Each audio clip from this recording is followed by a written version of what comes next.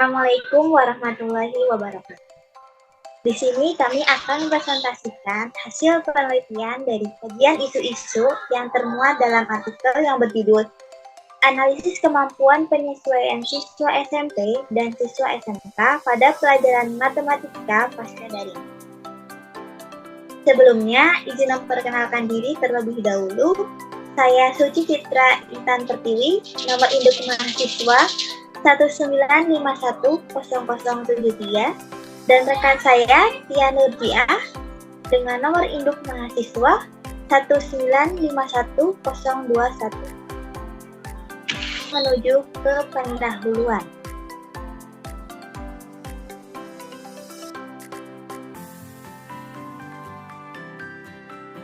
Pendahuluan dari pembelajaran yang dianggap fleksibel walaupun ternyata ada kelemahan di saat pelaksanaannya, khususnya di jenjang-jenjang sekolah seperti SD, SMP, ataupun SMK. Nah, adapun kelemahan pembelajaran daring, di mana fokus siswa menjadi terpecah belah, karena sebelumnya fokus siswa kepada guru di saat pembelajaran, kini bisa di mana saja, kapan saja. Adapun penjelasan tersebut didukung dari penelitian Mardiati et al. Pada tahun 2021. Dan setelah 1,5 tahun pembelajaran daring dilaksanakan, akhirnya pada tahun 2022, ini kembali pembelajaran secara luring. Dan siswa perlu beradaptasi kembali dengan kebiasaan-kebiasaan sebelumnya, seperti berseragam rapi, bangun pagi atau lebih awal untuk berangkat ke sekolah, dan disiplin waktu agar tidak telat ke sekolah, dan menyesuaikan kembali mengenai suasana pembelajaran di kelas. Dan di dalam peradaptasian tentu mendapatkan kesulitan. Hal itu disebabkan karena siswa masih banyak yang belum bisa mengelola waktu dengan tepat atau teratur. Di sini terbukti dari penelitian sebelumnya, yaitu Dewi pada tahun 2019. Yang kedua yaitu saat pembelajaran di sekolah. Yang awalnya daring, di rumah saja, ini menjadi bosan di kelas terus gitu ya. Sehingga siswa menjadi tidak fokus memperhatikan guru saat menjelaskan pematerian. Dan kadang-kadang juga ada siswa yang di saat pembelajaran terakhir menginginkan pulang cepat. Nah, khususnya apabila pembelajaran matematika di sini sangat sulit dan diletakkan di jam terakhir waktu pulang sekolah. Setelah pendahuluan, kita lanjut ke metode penelitian. Dalam metode penelitian ini, kita menggunakan jenis penelitian deskriptif kualitatif. Di mana deskriptif kualitatif ini kita menjabarkan atau mengungkapkan kembali apa saja yang kita dapatkan selama penelitian tersebut berdasarkan keterangan-keterangan yang ada dan penskoran yang kita ambil pada saat penelitian. Dan adapun instrumen yang digunakan pada penelitian ini berupa instrumen angket dan instrumen wawancara. Untuk instrumen angket dikhususkan kepada siswa SMP ataupun siswa SMK. Dan untuk wawancara, kita memberikan dua pandangan, baik itu pandangan oleh siswa sendiri ataupun pandangan terhadap guru pelajaran khususnya matematika yang bersangkutan. Selanjutnya ada subjek penelitian, di mana subjek penelitian ini kita lebih ke siswanya, di mana 15 siswa SMP, dan saat itu SMP yang kita ambil adalah SMPN 1 Ngamprah, dan 15 siswa SMK, di mana siswa SMK di sini kita ambil dari berbagai macam sekolah yang ada di kota Cimahi. Begitu juga salah satu guru pelajaran matematika yang saat itu sedang mengalami atau saat itu sedang melakukan peradaptasian juga terhadap anak-anak. Setelah metode penelitian, kita lanjut kepada hasil dari penelitian. Di mana hasil penelitian ini kami mendapatkan hasil yang cukup dapat menjadi kesimpulan. Di mana kita membagi dua tingkatan, yaitu tingkatan SMP dan SMK. Dan indikator yang kita teliti yaitu interaksi sosial dan motivasi belajarnya seperti apa.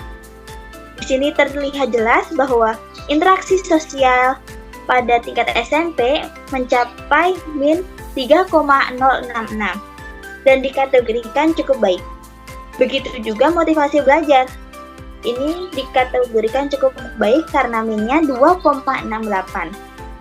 Dan siswa tingkat SMK untuk interaksi sosial juga cukup baik karena minnya mendapatkan 3,13. Dan untuk motivasi belajar di sini dinyatakan kurang baik karena terlihat di sini 1,45. Nah, kita mendapatkan hasil MNI di sini berdasarkan penskoran dari yang kita ambil dari penelitian terdahulu.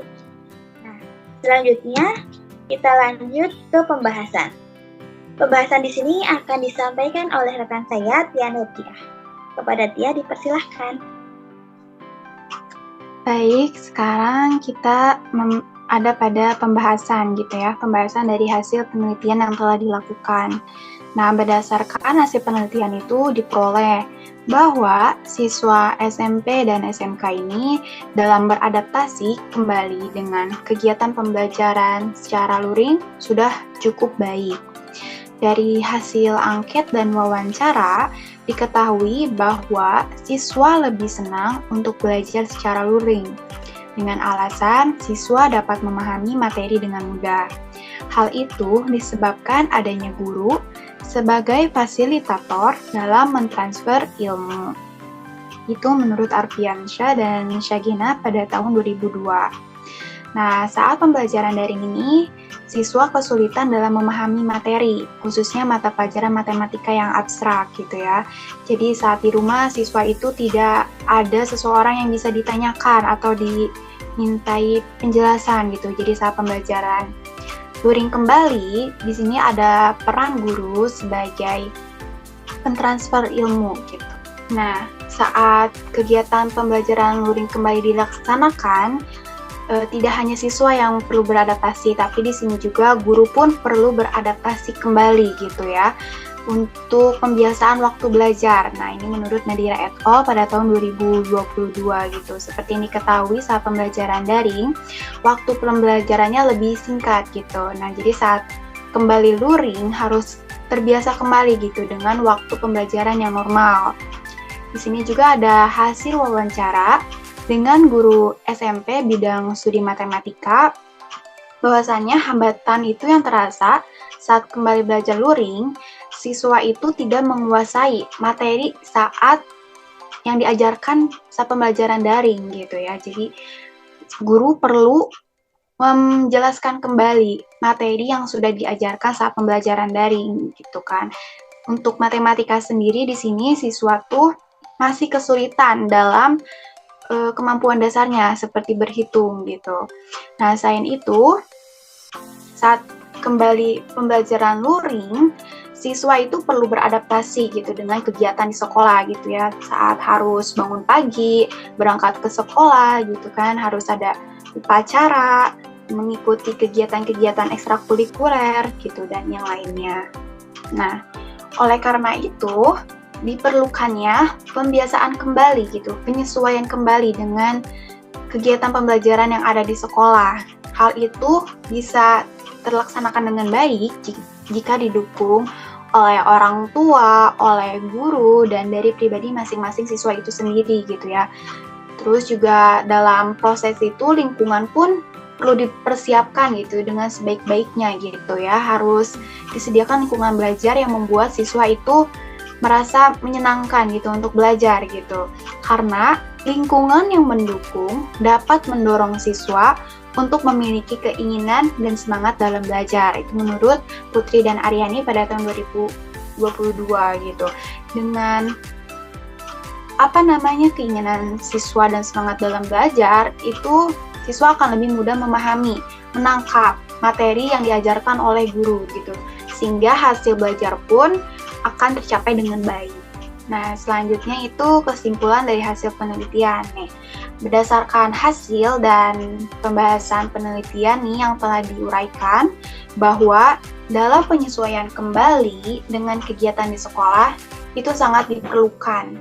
Karena hal ini dapat mempengaruhi segi motivasi belajar dan interaksi sosial pada siswa SMP dan SMK. Adapun hasil analisis dari kemampuan penyesuaian siswa SMP dan SMK masih dikategorikan cukup baik gitu ya, apabila dilihat dari indikator-indikator yang diteliti interaksi sosialnya gitu ya, seperti yang tadi dipaparkan di bagian hasil. Nah, dan dari rata-rata dan hasil wawancara, kebanyakan ini siswa lebih termotivasi dan bersemangat untuk belajar saat pembelajaran luring gitu ya. Selain karena adanya guru gitu ya sebagai pemberi materi, tapi juga siswa bertemu dengan teman-teman sekelasnya gitu, dimana berdasarkan hasil penelitian sangat berpengaruh gitu dengan hadirnya teman gitu, sehingga siswa tidak merasa kebosanan saat pembelajaran. Mungkin cukup sekian dari kami, kurang lebihnya mohon dimaafkan. Untuk saran dan kritikan boleh dikirimkan melalui kolom komentar gitu. Cukup sekian, wassalamualaikum warahmatullahi wabarakatuh. Waalaikumsalam warahmatullahi wabarakatuh.